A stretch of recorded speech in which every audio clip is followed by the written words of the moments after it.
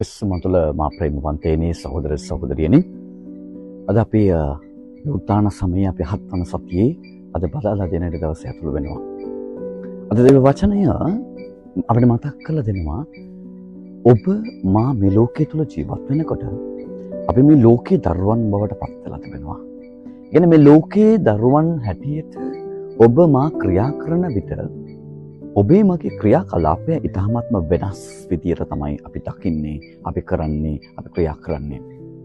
මොකද සම්විධානන් වහන්සේද කියන්නේ සම්විධානන් වහන්සේ සාමය මේ ලෝකයට දීලා ඒ සාමය පවතින්නට ඔබට මට ආරාධනා කරත් අපිට ඒ සැබෑ සාමය අත්පත් කරගන්නට බැරි වෙලා තිබෙන බව අපි දන්නවා. ඒ නිසා උන්වහන්සේ කියන්නේ ඔබ ලෝකයේ දකින සාමය නෙවෙයි මම ඔබට ප්‍රදානය කරේ. ඒ සාමය තුල පුදුමාකාර ඉවසීමක් ඔබට දකින්න පුළුවන්.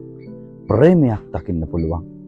ඒ වගේම දේව ගරුබිය දකින්න පුළුවන් කියනක අද දේව වචනය තුල අපි දකිනවා.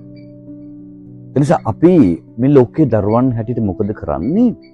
අපි මේ සාමය සතුට හොයාගෙන විවිධ මාර්ගවලට ගමන් කරන විට විවිධ දේවල් ඔස්සේ ගමන් කරන විට මේ සැබෑ සාමය තුල තිබෙන ප්‍රීතිය අපිට අත්දකින්නට බැරි වෙන්න පුළුවන්. සමහරවිට අපි දේවල් අපේ ජීවිතේ අහිමි වෙද්දී අපිට දරා ගන්න බැරි අවස්ථාවල් අපිට පැමිණෙනවා. නමුත් ඒක කෙටි කාලයක් යනකොට අපි නොදැනුවත්ම අපෙන් ඒවා ඈත් වෙලා යනවා.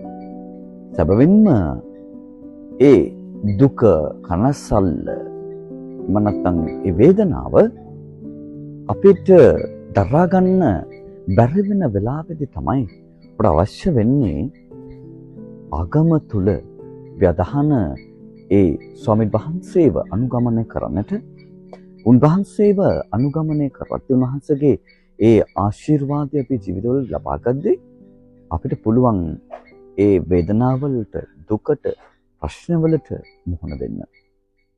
එනිසා අද දවසේ උත්සාහ කරමු ලෝකේ දරුවන් හැටියට අපි හරි. අපි ලෝකේ දේවල් ඔස්සේ ගමන් කරනවා තමයි. නමුත් ඊට වඩා ලොකු දෙයක් තිබෙනවා බව සම්විධානන් වහන්සේ කියනවා මතක් කරනවා.